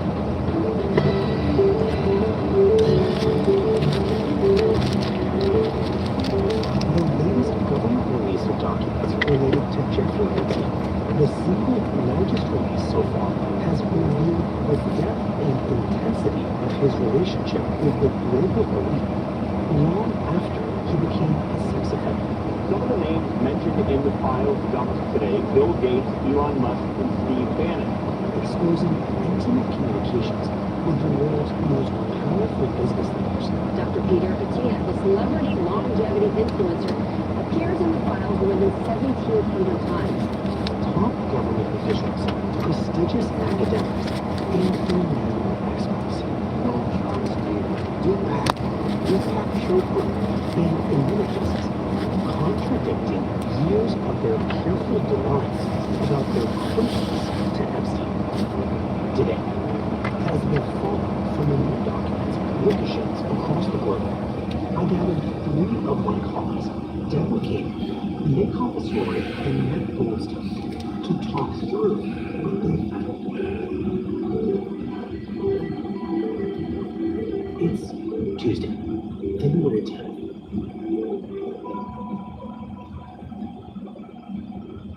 Deborah, Nick, Matt, thank you to the 3 of you for being here. All 3 of you have spent the past week or so reading through hundreds, maybe even thousands of emails from the latest release of Epstein documents. And I want us to begin a conversation with the releases, the scope of what the government has published, why it's publishing now, and what's different about these documents from what was released in the previous batches. So, Deborah, can we just start with that? Yeah, I mean, what's most noteworthy about this document is its sheer size. We're talking about more than 3 million pages of documents. That's right. Look, if we had 50 reporters reading 500 documents a day, it would take us 4 months to get through all the documents. Wow. Now, what time period do these 3 million pages cover, and where does that time period line up with our overall understanding of the Epstein story and his criminality? It lines up, in theory, going back to the initial investigation in Florida in 2005, and then all the way through 2019. But what's important is what we're seeing here is not just things that were directly related to the investigation, it's anything that was on his leadership servers. That's why you're seeing a lot of emails and financial records that wouldn't be directly related to the investigation, but they're related to his life. Anything after 2009 is already pled guilty in Florida and is registered as a sex offender. Anyone who's coming into contact with them, they may not know all the details, but they know they're really registered as a sex offender. Gotcha. Nick, in terms of the leads, let's start with you and the most important people in this story, the victims of Epstein's behavior and the system that he created. I think for a lot of readers and listeners, the women have been somewhat invisible, right? Because they're victims of sexual trafficking or abuse in many cases. And what we see in these documents is he was basically building or expanding a virtual era, a pipeline of young women in their late teens and early 20s who were mostly from Eastern Europe. He bought them plane tickets, he would buy their apartments, he offered to pay for college or medical school, and sent them to doctors or plastic surgeons. And most of all, he dangled a sense of opportunity and security. He had a place for them to stay, he had people for them to meet, he would make introductions to modeling agencies, for producers, or worship. And you can see in these emails, these varying levels of comfort. All right, guys, ready? Some of them seem to take the arrangement at face value. They're trading sex for money or security or opportunity. So here we have an example of here, but she's a woman who has a relationship with him that goes some ways back. In October 2011, we are seeing What's up, Jerry? relationship where she's had with him. She realizes she doesn't really miss girl. In this email, she's saying she spends all her time with him. She doesn't communicate with anybody else. She doesn't see her friends or go on vacations. She dresses like he tells her to. She styles her hair like he tells her to. She has sex with him when he wants. But she's not getting what she thought she was promised in return. And she's furious and she feels betrayed. And how does he respond? There's a phenomenon called Darvo in psychology where the user sort of reverses the psychology and makes himself the victim. He says, I am and I have been a friend. I sent you to Moscow, but you cannot lie to me, and you lied to me. You lied to me again. So I will never help you ever again. And along with that, Nick, you often find part of the abuse is that it goes on for many years after the women are even sort of essentially discarded by Epstein. And because they're so broken down and felt they had to depend on him, they will try to come back. And you'll see emails where these women will say, I want to come back and send nudes. Right. Do these new documents shed any light on the question of whether or not Jeffrey Epstein ran a pedophilic ring that trafficked underage girls to the ground? In short, the answer is no. Basically, 14 and 15 and 16-year-old girls that we've heard about were largely recruited for there's nothing that's come up that really indicate that those same girls were being trafficked at the time to any other men. And prosecutors took a look at that in 2019 when he was arrested, and they basically ruled that out. That's right. What we see is a form of trafficking after he gets out of prison that relies mostly on when we're a bit older, 18 and 19-year-old women from Eastern Europe, who the victims know about from before he died. Deborah, you told us that these new emails end up illustrating how and why these powerful people are drawn closer to him, even as he becomes a more toxic figure. So can you walk us through that? Yeah, sure. I mean, one of the things that's so stunning about Jeffrey Epstein as a character is the way that he collected power, he collected influence, he curated it in his life, and he created access to these spaces for other powerful, influential people. And he traded access as like this networking currency. And something that really became apparent to me in this latest document dump, because there are so many emails, is the intense vulnerability and intimacy that people really fall into when they're communicating with him. Jeffrey Epstein was a person that they could open up to, they could bare their soul to in some ways. And that in itself is extremely seductive. It's really stunning when you read these emails to see these people whose names are so recognizable and they're people who have so much power and so much money be so vulnerable and human. Give us some examples of that from these documents. Yeah, so I was reading a couple. There was one from the guru Deepak Chopra, and he and Jeffrey Epstein were trading these really intense questions. And Deepak said to Jeffrey Epstein, "How can I be sure that I'm eternal?" There were a couple from the former Prince Andrew, whose entire life and career and reputation has been brought down by his association with Jeffrey Epstein, where he opens up about the restraints of royal life and how difficult it could be to be a royal. And what's staggering is in many of these emails, people are unburdening their souls. And Jeffrey Epstein's response are 4 or 5 words riddled with Did you get to watch me fossil hunting today? Question mark. Sort of plays the role of the bad boy friend for a lot of these men, that they can say things that they can't say in polite company to their wives, to their partners. Since Epstein has held himself out as this guy who's like, I go against all the rules, and he invites them into their world. And he has girls, as he calls them. He has women. Everywhere he goes, he's surrounded by 19-year-old blondes. And he's using the powerful people to bring in the women, right? He's saying, I can connect you. So he's a connector and a con man and an abuser all at once. Just an example of his network. So there's one email, it's a proposed guest list for a Yom Kippur dinner.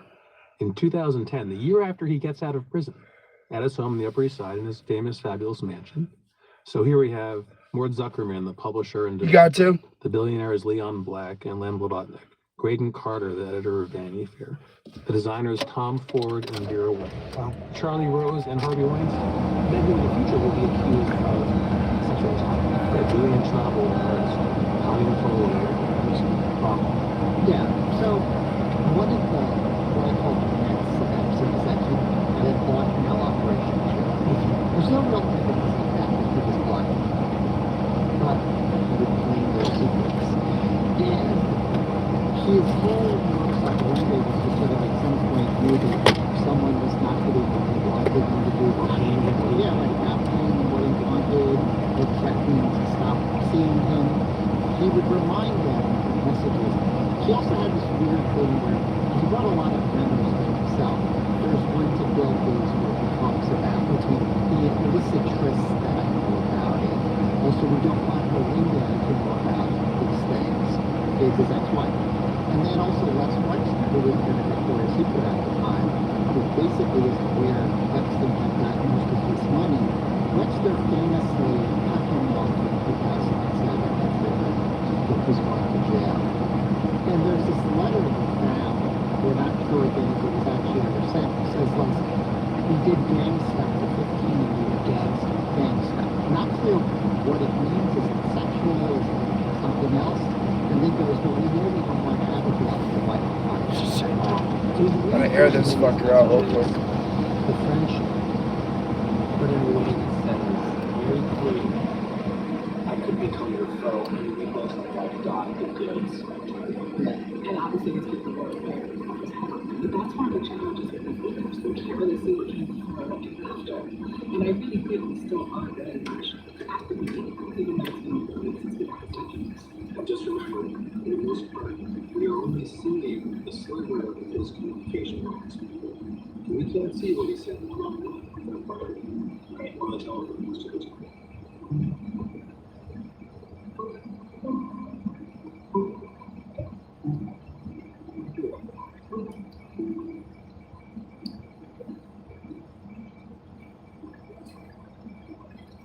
The Daily is supported by Condor Airlines, offering non-stop service to Frankfurt, Germany for 8 U.S. gateways. Isn't that cool? Connections to European destinations like Venice, Barcelona, Budapest, and more. Learn more at Condor.com. Condor Airlines. Welcome aboard. Listeners of the Daily, get to the heart of the story shaping the world. For more on today's episode, go to getmindfirst.com/daily. Distribution of the Daily is made possible by American Public Radio. ABN produces and distributes programs that entertain and engage audiences in humor. In the daily onslaught of news, a trusted guide is essential. I'm Bosley. Colorado Today, join us for a conversation with NPR's elite teams on how stories are shaped from pressure. Hit that like button, everybody. Subscribe, chat, comment, that sort of deal. Talk. Tickets at cpr.org/Colorado Today Live. Don't be mean. Double tap that screen. Now, let's stand for their next events. We're actually going to get out of the village where we can train kind of like normal, India, black environment. That is kind of going to reset the tone a bit. The coach joins from the others. It's really is soon.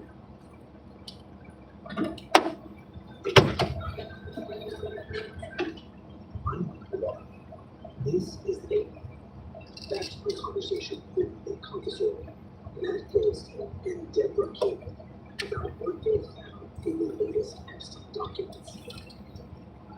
Deborah, Matt, going to the unusual language of this set of Epstein documents has proven people very publicly to have been dishonest, and that you have been focused on this question in particular. Can you tell us what you found? Well, it's hard to find anyone who would ever admit they were close friends with Adam White. What we instead have found over the years is that all these influential people, for whom would always say, I like them, I cut off contacts, I won't do business, always minimize their connection. And then all of a sudden, Right. and we can see the truth. No, not right now. I'm still on DoorDash, but I'm not doing any DoorDash today. It locked me out. He said, Epstein, quote, tried to get me to this island and I refused all counts.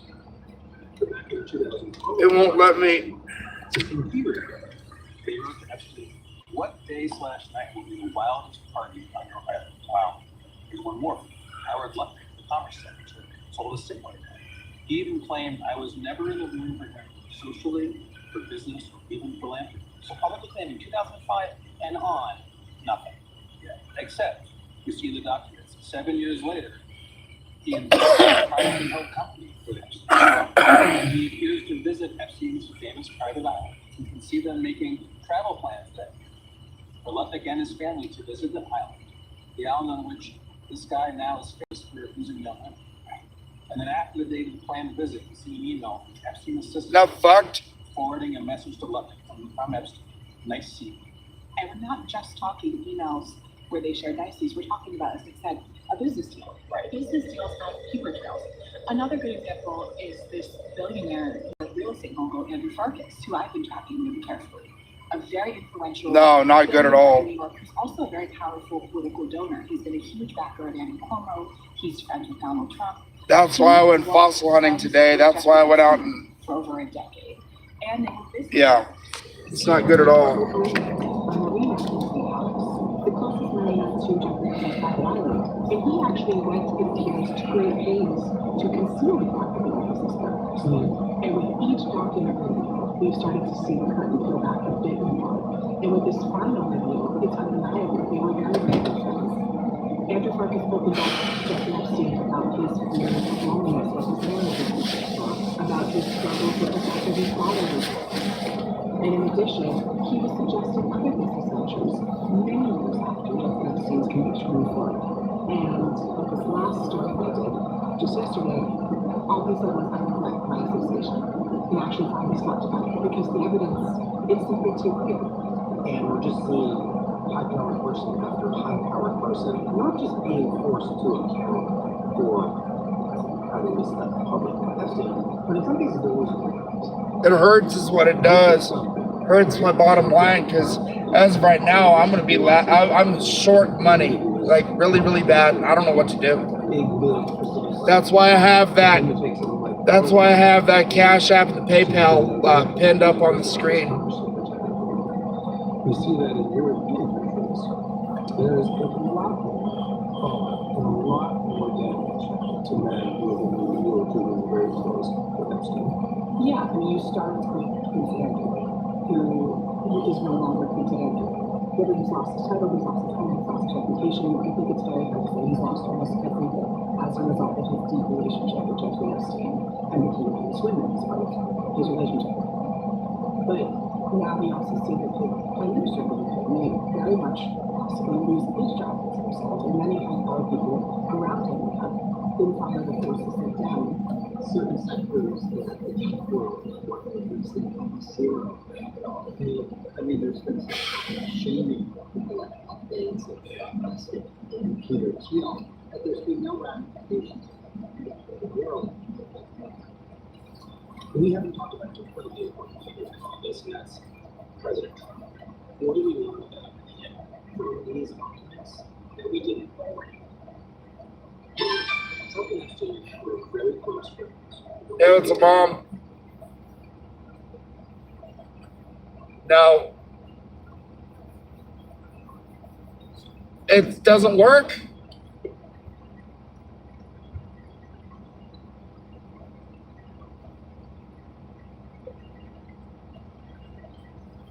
Yeah, it's stupid. That's why I need to go down and I need to get my driver's license tomorrow so I can verify it. Yeah, and that's why I'm telling you. That's the reason why I'm not doing it. Then why did you just ask me?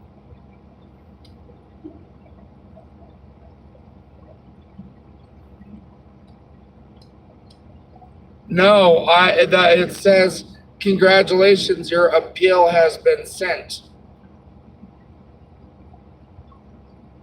My appeal. So now they got to reset it so I can get back on DoorDash, but I need a valid driver's license.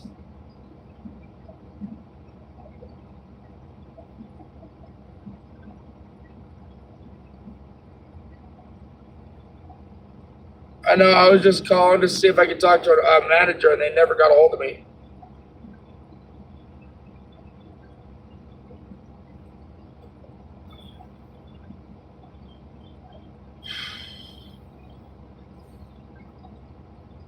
Where are you at?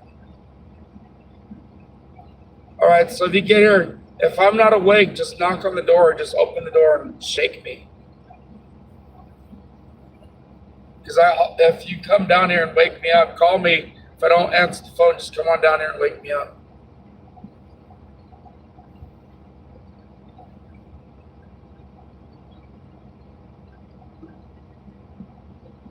All right, well, I love you, Mom. I really appreciate your help. And I appreciate the drive, too. Thank you for the drive. I forgot to ask you for a roach, some roaches, but I'll get that later. Yeah. All right, love you, Mom. All right, I'll talk to you later. Good night. I'm going to go to bed here soon, so what I'm going to do is I'm probably going to turn off my YouTube here pretty soon. Okay.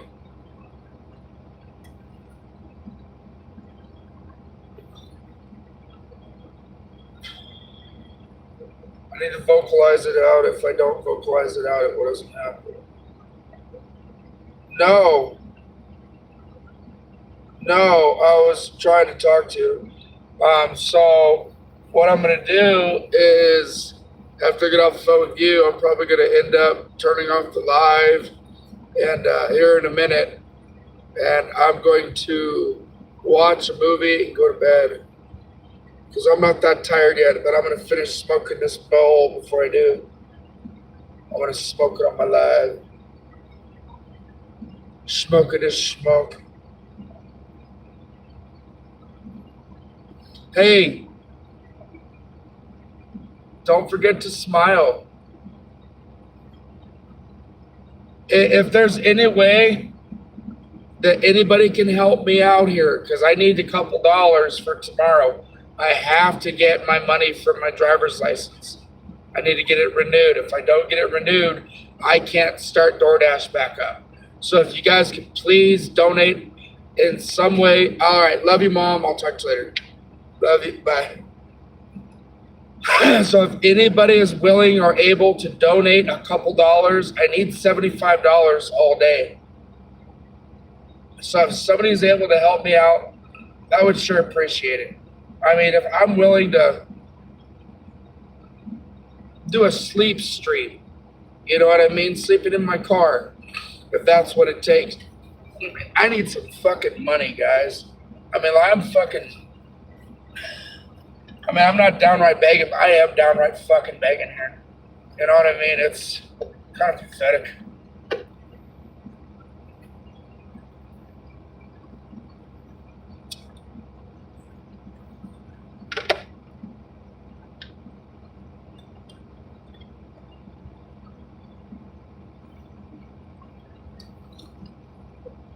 God damn it.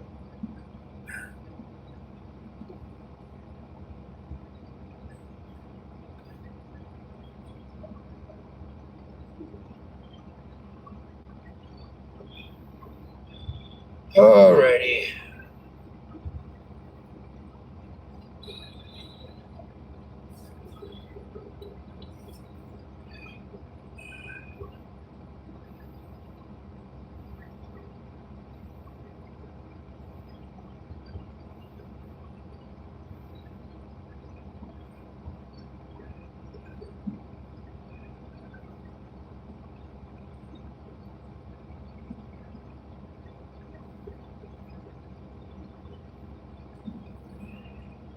All right. Hey guys, I think I'm gonna get out of here though. I'm gonna watch a video real quick. I'll see you guys tomorrow. Hey, don't forget to smile, okay? Tomorrow will be better, I promise.